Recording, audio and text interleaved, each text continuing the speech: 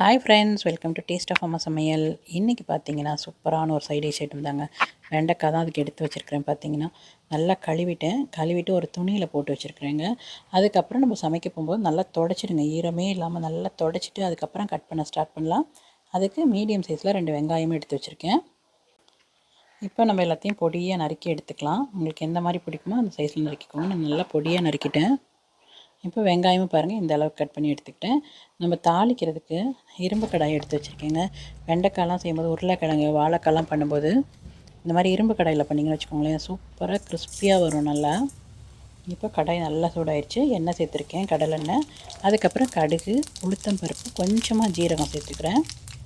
வரமிளகா 2 வரமிளகா சின்னதாக 2 வரமிளகா கட் பண்ணி போட்டேன். வெங்காயம் நறுக்கி வச்சுருந்தாலே அதையும் சேர்த்து நல்லா வதக்கி விடுங்க. வெங்காயம் நல்லா கலர் மாறுற வரைக்கும் ஒரு டைம் கொடுத்து நல்லா வதக்குங்க.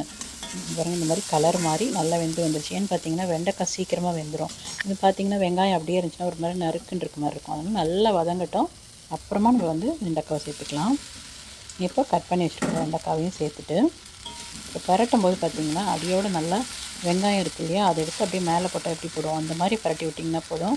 வெண்டைக்காய் போட்டு சும்மா அப்படியே பட்டுன்னு வதக்கிட்டே இருந்தோம்னா ஒரு மாதிரி ஜெல்லி ஆகிடும். அந்த மாதிரி பண்ணாமல் மெதுவாக இந்த மாதிரி எடுத்து விடுங்க.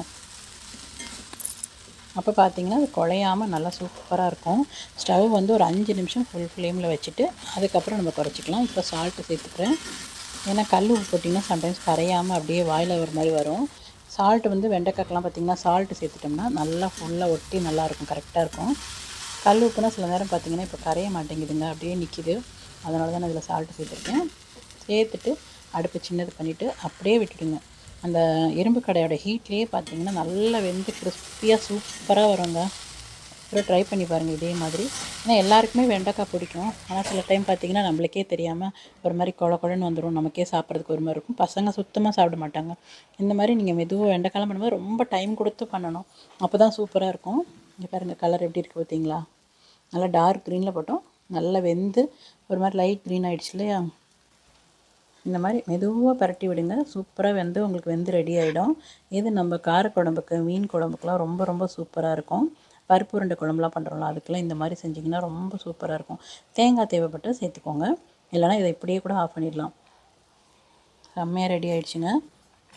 இதுவே பார்த்திங்கன்னா நீங்கள் இப்போ சாம்பார்லாம் பண்ணுறதா இருந்தால் நம்ம இப்போ ரெட் சில்லி போட்டதுக்கு பதிலாக நீங்கள் அதில் கொஞ்சமாக மிளகாத்தூள் சேர்த்து செஞ்சுக்கோங்க. இன்னும் சூப்பராக இருக்கும். ரசத்துக்கு, சாம்பாருக்கெலாம் கொஞ்சமாக சில்லி பவுடர், அதாவது குழம்பு தூள் இருக்கு இல்லையா, அது கொஞ்சமாக போட்டு நல்லா வதக்கி விட்டிங்கன்னா ரொம்ப டேஸ்ட்டாக இருக்கும். ட்ரை பண்ணி பார்த்துட்டு எப்படி இருக்குன்னு சொல்லுங்கள். பிடிச்சிருந்தால் லைக் பண்ணுங்கள். தேங்க்யூ.